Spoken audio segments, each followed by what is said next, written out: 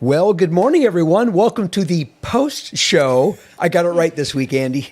Last week I got it wrong, but we're delighted to hear we've just wrapped up our service, and this is our opportunity to sort of keep the conversation going as we kind of debrief what the morning was like. I am joined by these beautiful people. Well, that's beautiful. 2 out of 3 anyway. I'll let the audience decide. Put it in the chat. Put it in the chat. Which one does not belong in the beautiful people category? I'll see myself out. Oh, no.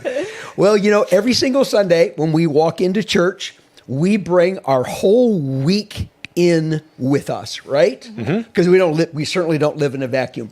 How was your week that you brought in with you this Sunday morning? Oh, man. We're just getting right to it, aren't we? Yes, we kind of are, aren't we? All right, I'll jump in. Please. It was insanely busy because Was it? Yeah, some more storms hit, so work was nuts. But then yesterday, Angie left for Vegas. She's gone for 5 days to play pool in a tournament. So it's just me and me and the boys. Is she hoping to win some big money while she's there, Andy? Or probably not. Well, no, she doesn't gamble, so she's not going to. Hopefully, they win pool and they can win whatever the prize money is for that. I did not know Angie was so good at pool. She would say she's not, but she is better than she gives herself credit for. Yeah, Okay. she's very Yep. good. I can Gotcha. vouch for that. I've played her, so she's pretty good. She's actually a really good defensive player. Yeah. Oh, yeah. She's really good at that. Oh, So, okay. which is weird. I was like, you play defense in pool? Like, but when you Which don't shows- play, Which shows how how much I well know. we play. Yeah, defense in pool. The only thing But- I like to do is chalk the. Yes. That's the only thing. But to come into church and kind of, as soon as I hit those doors, it's nice to kind of leave the baggage of what happened last week and just kind of look forward to starting the week anew. And and I love that every single Sunday when we show up here. Yeah, for sure. We have something in common. My wife also is gone. Oh. She's down in Tennessee. So we're, hey, listen, if we need to call I'll get each you some other, support each documentaries other- that we can watch. Right. Except I have no kids I have to watch other than I really don't occasional either. I grandkids. just have to make sure they don't burn the house down when they cook. That's it. Exactly right. How was your week? My week was a little intense, work-wise, just dealing with Okay. a interesting project. And this message today, I needed it. Good. Needed it. Yep. Isn't it amazing how often when we show up on Sunday and it's like, that message was just what I needed. Yeah. And yet we Yes. all bring different lives in, and yet somehow the way God's Spirit works, there's always something significant there if we have ears to hear. So that's really cool. Yep. Or you're looking at me, so it must be my turn. It must be. It's your It's turn. got to be. So this week, I will say, has been crazy because we have hosted 2 families staying at our house. We had, I don't know if many of you know the Lanowskis. They were back Yep. from Washington, and so they stayed with us for a few days, which meant I got about 4 hours of sleep the first night, Oh, no. 3 hours of sleep the second night. And then we had our friends from Battle Creek come and stay almost 2 days. So I got 6 hours of sleep the third night. Jeez. So if you see me rubbing my eyes and sucking down coffee, that's pretty much why we're very Wow, sleep that deprived. was a crazy week. And kudos to my wife. She has been running a turn down service in our house. So thank her for all the work she's been doing. And she's helping with kids today, too. She's helping with kids today. So pretty yeah, amazing. Yep. Yeah, so Great. after that busy week, both of you are serving this morning because Yes. you're planning on the worship. Yes. Yeah, absolutely. So, early mornings. Yeah. Gotta love it. 5 days in a row. When we talk about, Oh, wait, Dave, what about you? How was your week? Nobody asked you. You're the one leading, but you can tell us how your week was. Oh, yeah. it was great. Thank you. Thank you for asking. You know what hit me this week? What hit me this week is A bird. this big sense of being behind. So I've been taking time off from speaking on Sunday morning because I've got 2 significant projects that I'm working on to be ready for this fall, September.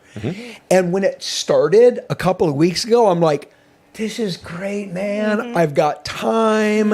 I've got freedom. It's all going to be awesome. And then this week it hit me. I'm behind. I better get moving. So it's been kind of crazy from that standpoint. It's been a lot of fun. It's been a lot of study, kind of some in-depth study that I've been doing. So it's been an unusual week, a rewarding week, but the ticking of the clock has hit me once again that there are deadlines and I need to get moving. So that was pretty much my week. Plus, we have an old recliner. I mean, old.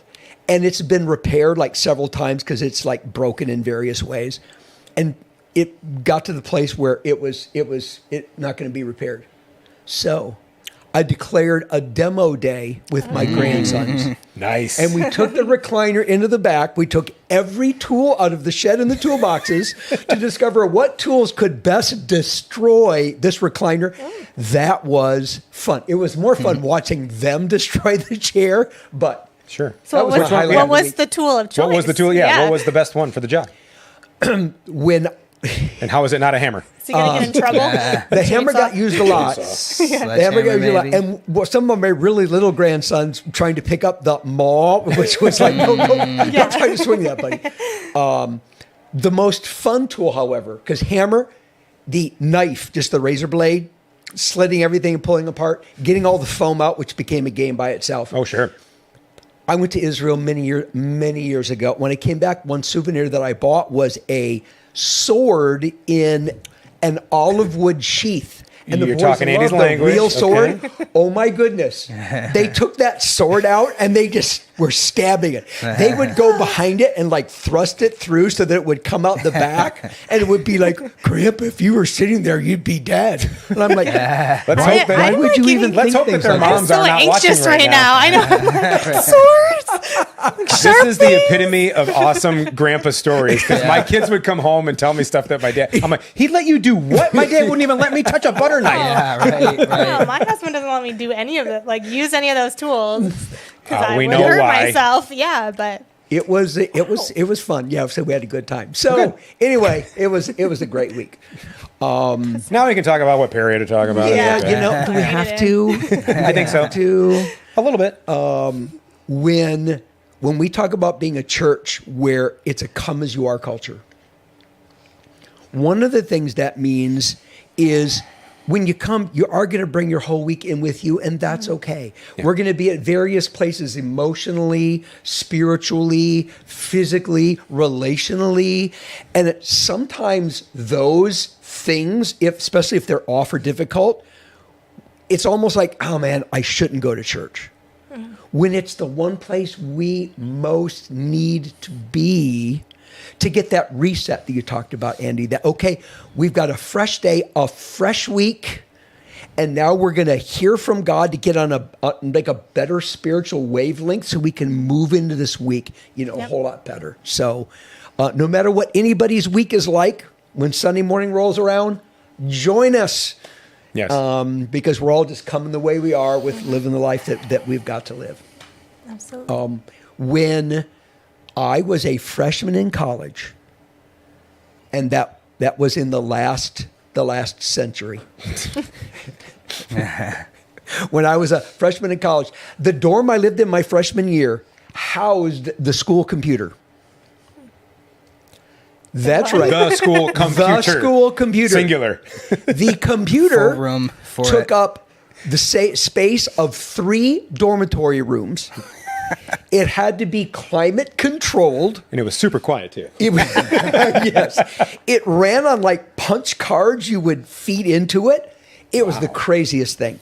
And it happened to be talking with people who worked in the computer room that I first came across the expression, garbage in, garbage out. Mm-hmm.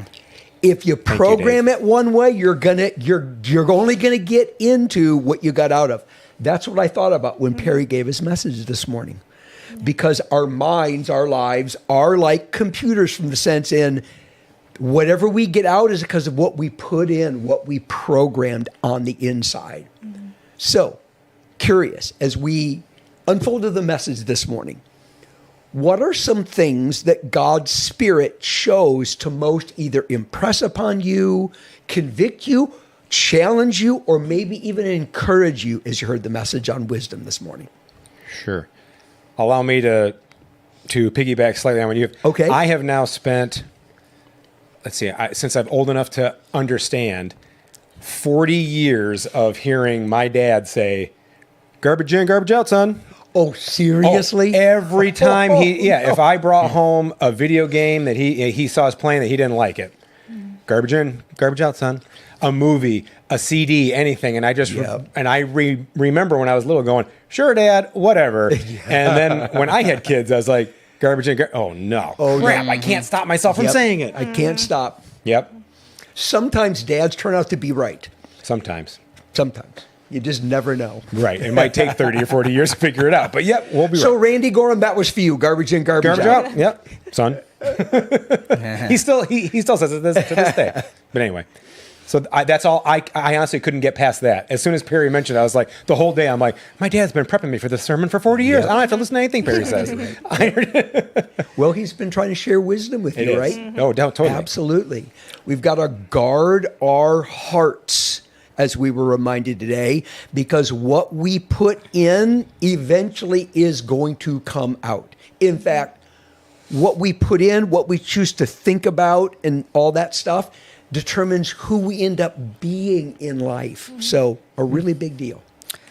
I like the you've through. got notes, I'm so not go going to right go ahead. through all this. Because I'm going to Darren, Yeah. you know, I sat next to him in the second service, and man, he was going to I town. saw you too. Yeah. Now I know why he was prepping for post. I was, yeah. So I was looking through the rest of Proverbs 4, and verse 26-27 says, "Watch the path your feet are on, and do not turn to the right or left. Turn your feet from evil." And I feel like that ties in so good with that message too, right? Of like we're surrounded by culture and society that's trying to pull us away from God.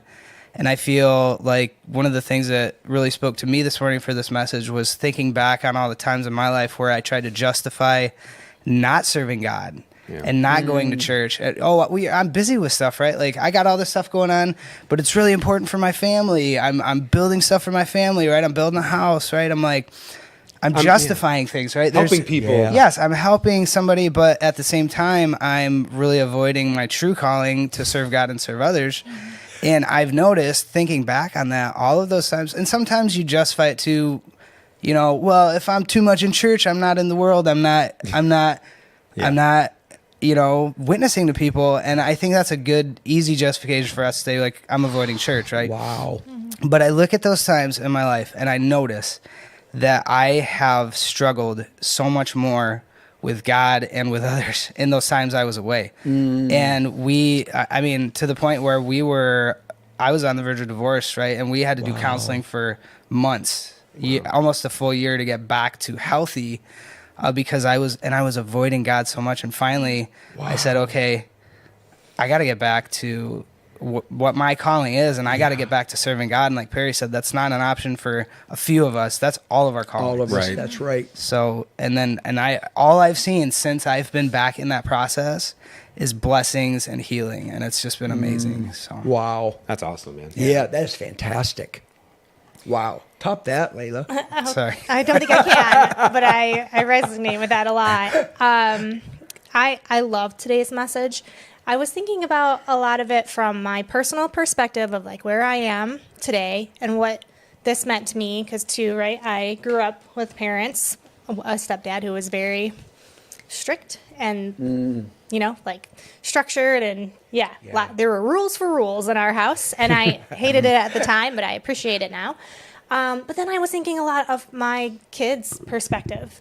And there's a lot of things, like I kept looking at my daughter in a couple of rows in front of me around like the music that she listens to. And we've touched on this, right? Where I'm like, that the content of this song is inappropriate, right? But she tells me, like I'm not taking it seriously. Same thing I did. Yeah. Same thing I still do, right? If I'm being honest. So Sure. it's like, it's I don't disagree at all with what Perry is saying and what the Bible is saying and everything along those lines, but there is this layer of justification, right?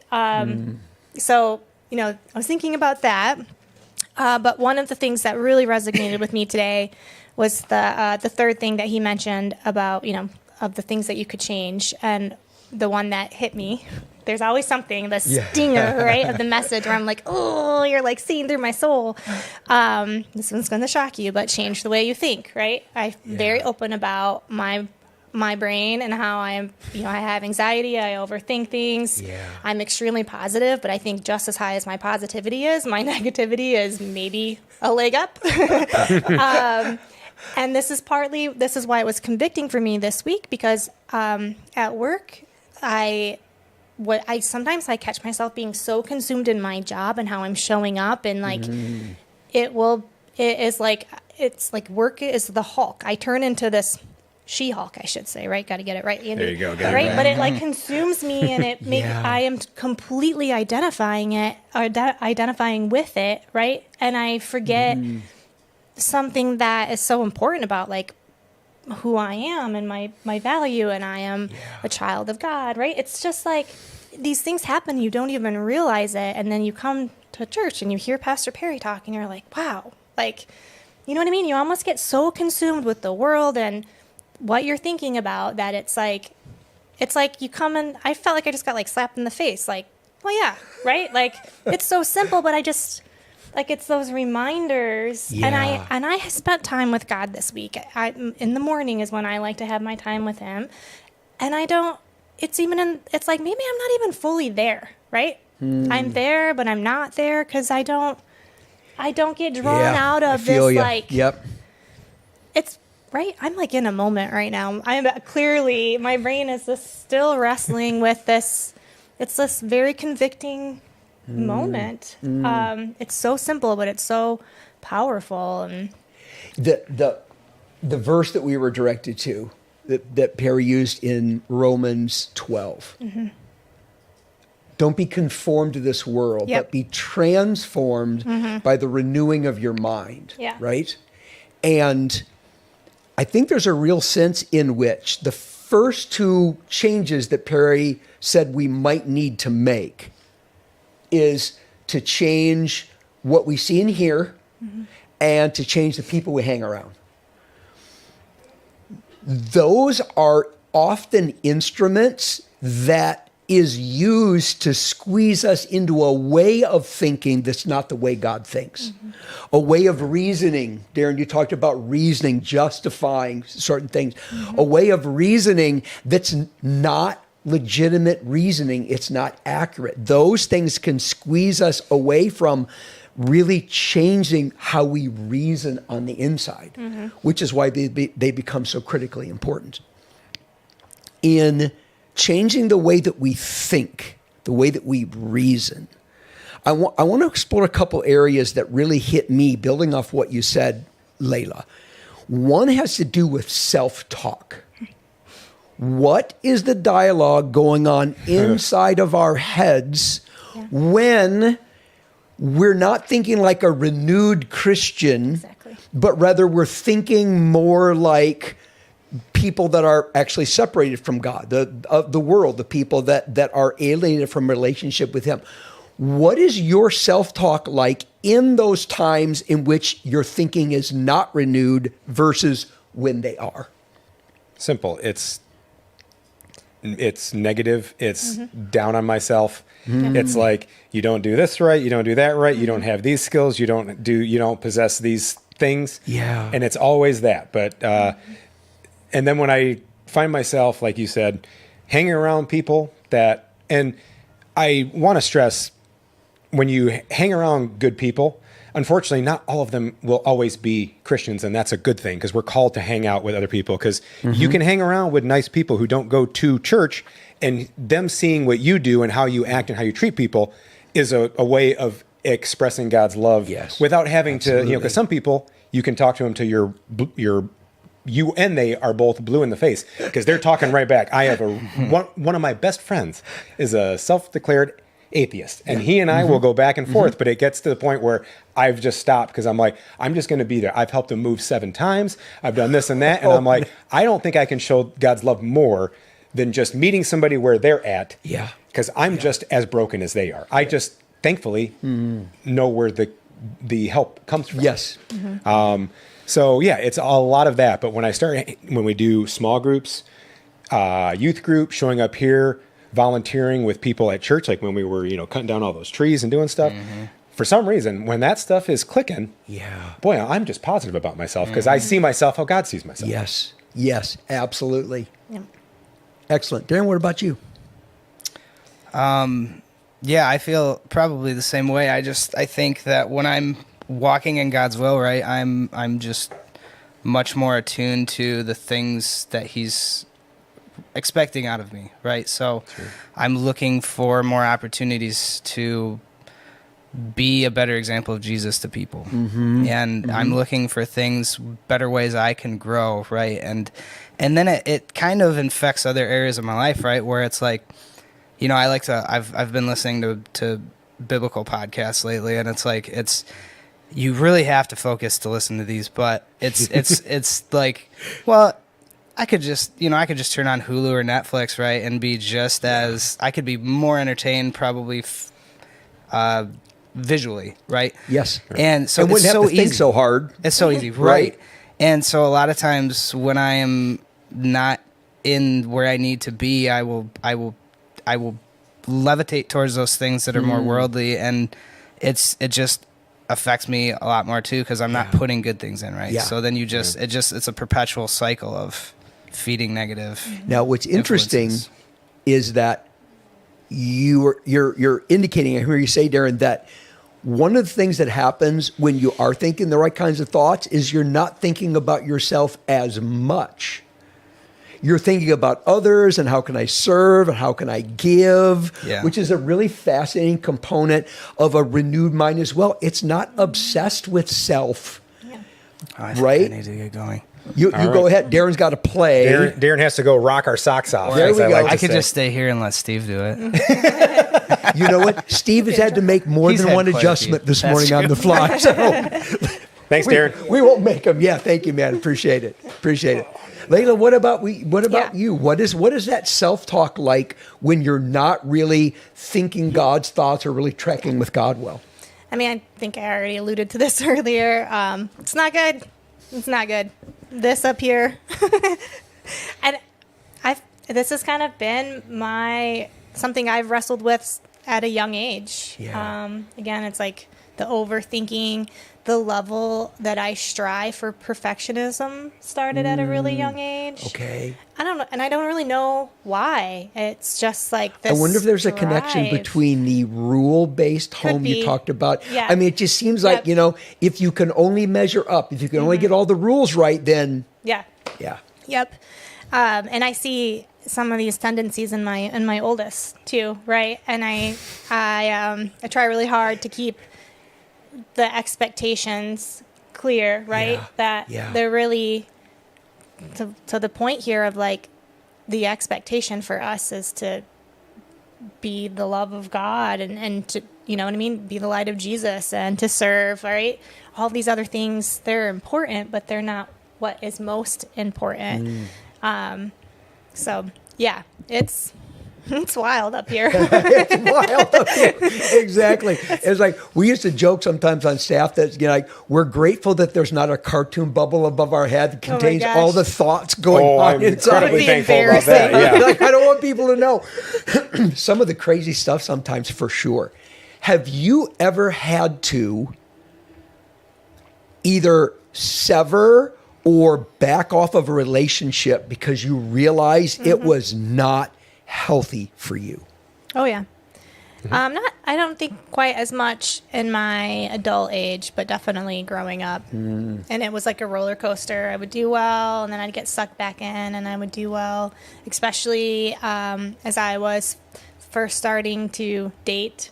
My selection of young men were not great, and right, like that was a lot of damage there. Yeah. There's still things that I'll get brought back to, like memories or whatnot, and and it's not just like from the dating perspective. I mean, college years didn't make my best decisions there, and it was around who I was hanging out with, and Yes.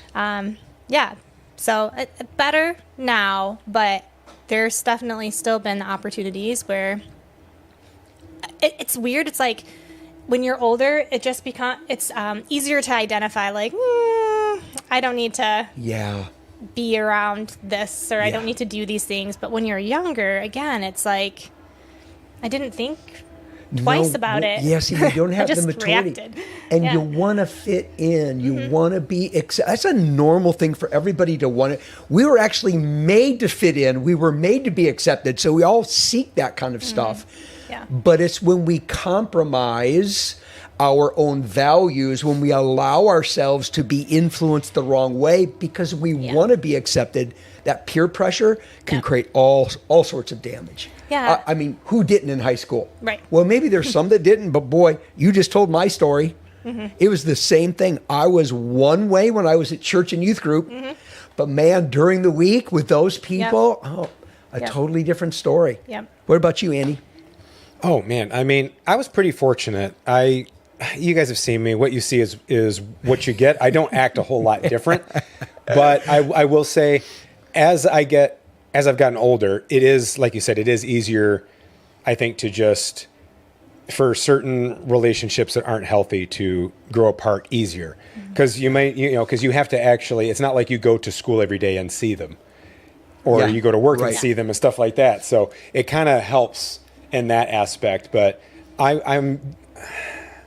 I struggle sometimes because I wish I had more to say, but I'm like, no, I was pretty blessed. Like, I had good friends throughout my whole life. There's been a couple negative influences, but the positive ones were more there and more prevalent. But I can tell when I just have a sense, when you get to know people, or when you talk to as many people as I do for work and things like that, you kind of get a good feeling of stuff. And you can tell from the very first, the way somebody says hello sometimes, you're going to be like, this is not going to be a good conversation. Or this is not somebody I need to not be rude. I don't need to waste time trying to be friends with, because it's not good for me and it's not good for them. Yeah, exactly. So, It's, we're called, you alluded briefly to how we're supposed to be light in the world, right? Jesus said, you're the salt of the earth, you're the light of the world, which means we need to have contact and influence with people that don't know God, just like Jesus was, right? We need to do that. And yet there's this dance, like, to what degree am I doing the influencing, and am I being influenced? And the ability as an adult to discern, this is pulling me somewhere I don't need to go. I need to back off. Or this person might really be struggling and really be, pagan, but I'm having an influence. I want to be involved in that one. That's something that we need to be discerning in. And as we grow as Christians, should be able to hang around those people, spend time with, and be on the influencing side rather than the be influenced by side, to be sure. Yep. Has there been anything, because Layla, like you, I grew up in a religion, rules home, the whole 9 yards. Didn't set well with me, didn't keep them very well. Almost made it worse. to be sure, because I learned to be deceptive in my rule breaking so that I didn't get in trouble. You and I need to duck. We just learn how to be a deceiver, right? Yep. But this whole idea of as we grow, and now it's not about keeping a rule, right? Watch this, don't watch that. Listen to this, don't listen to that. But we begin to evaluate based off what impact is it having on my soul. Yeah. Has there been changes that you've made and things that you listen to or watch that you've simply made because, like, look, I could do this, but this isn't just the healthiest thing for me, so I'm not going to anymore? It's funny that you touch on that, because I was thinking a couple moments ago about the word pattern came to mind, because I think when I was younger, and even up and through like my 20s, I didn't have a consistent pattern of feeling the positive effects of making the better choices. It was more of, I was continually feeling the negative. So although I knew what was right and wrong, I didn't feel a lot of the benefits of the right. So I just, it kind of pattern and habits. As I've gotten older and been more diligent in my walk with Christ, I have been able to reap, right? The what Perry started off with, you get what you put in, and like you reap what you sow. I don't think I consistently experienced that, or in the moments that I had when I was younger, it wasn't impactful enough, perhaps. And it's not to make an excuse. I think I also was just dumb. I was still maturing and learning from consequences and mistakes and things like that. But yeah, I do feel it, and I am more intentional, and it's almost like my relationship with God has continually gotten stronger. But I am a firm believer that me coming to church every Sunday and partaking in small groups and everything of this, it is just true. There is nobody can tell me that what Perry just talked about today, like there is no other side of the argument. Like this is just what it is, because I have felt it, right? And I resonate with it, and my heart definitely has strong emotions, and it feels so much healthier and better and more grounded. Yeah. When I am stronger with my faith. Yes. Who I'm around with, what I put in, like, and even taking the biblical side of this out. I've gone through many years of counseling off and on. It's the same thing outside of like the religion layer of what you put in, right? Our brains consume the negativity. Like, absolutely. This is just, it's just the truth. Brain science, all the fields of brain science have merely confirmed what God said. Mm-hmm. Yeah. Yep. Because they will all tell you the exact same things. It's so similar. No question about it. I found with me that as I resisted all the rules, right? Rules for rules' sake, do it because I say so. Rules that didn't make any sense. Yep. But it was like you were supposed to conform to them anyway. I got into this phase where it was like, this isn't wrong. I can do it, so I will. And that then began to morph for me. And it began to morph for me around this. I can do this. But is it really best? Is it really helpful? Right. Because maybe at best, it was like, this thing is not affecting me negatively. Is it helping me positively? Right. And I find myself wanting more and more, not to just do things because I can, but to do things that are actually enriching and beneficial. Paul says in the book of 1 Corinthians, he says twice actually, in chapter 10 and chapter 12, I believe, he says, all things are lawful to me, but all things are not helpful. All things are lawful, but all things don't build me up. And so rather than going, well, it's not wrong, so I can, to go, yeah, but you know what? It's not really benefiting me. And in the limited amount of time I have, I would rather bring in the things that are going to build me up and help me to become a better person, as opposed to maybe just wasting time. Yep. That sort of thing. Any kind of final comments on this whole matter of guarding our hearts? Because what we put in to our lives and our minds and our hearts is what we get out in the way that we live and think. Any other random thoughts? I mean, other than what you said, it's hard to put it in words, but when you've all made the right choice before, and you've all felt how it feels, and you've all made the bad choice. Yep. And you know how that feels. So I hate to say it, it's pretty easy. But that human side of us that says, no, I can do it, and maybe it won't feel bad this time, or I can do it differently, and it won't change the way I feel. Like you said earlier, just because it's not, quote unquote, biblically wrong, doesn't mean it's helpful or anything else like that. So I think just keeping your mind on that, keep it simple. Sometimes we overthink things, like you said. And sometimes we do. Thinking like this guy, super simple, is sometimes just the easiest way to go about things, because then you don't overthink. Andy Gorham School of Reasoning. School of Reasoning. Pretty simple over here. Excellent. Yeah, I think my parting thoughts for myself and what I would share with others is just really be intentional about those feel-good moments. Like, I think that those build the core of who you are, and that's the Holy Spirit, and that's God, like, showing you, like, right? This is a strong moment. This should outweigh the other moments. Yeah. Especially when we're making the bad decisions, right? Like you might think it feels good, but it is not the same feeling as when you're, you know what I mean, serving God and That's showing such a up, good insight, right? Layla. Like Yeah. somehow it's just like really holding on to those because that's your line of defense. Yeah. Right. Yeah. And those, I think maybe it works this way. It's having those moments and more of those moments that pushes out the wrong Yep. more so than I'm not going to do the wrong. I'm not going to do the wrong. And we're always trying to resist the wrong, rather than letting the wrong get pushed out because we're consuming the good Yep. and letting it push others out. That was excellent. Yeah. Well, we thank you for joining us for the post show today. Our prayer is that you, along with us, will continue to grow in wisdom as we continue to dialogue with each other about God's word and about his role in our lives. I hope you have a fantastic week. Join us next Sunday as we continue our Word to the Wise series and learn more about how we can live our best life by following what God has for us. Have a wonderful week, everyone.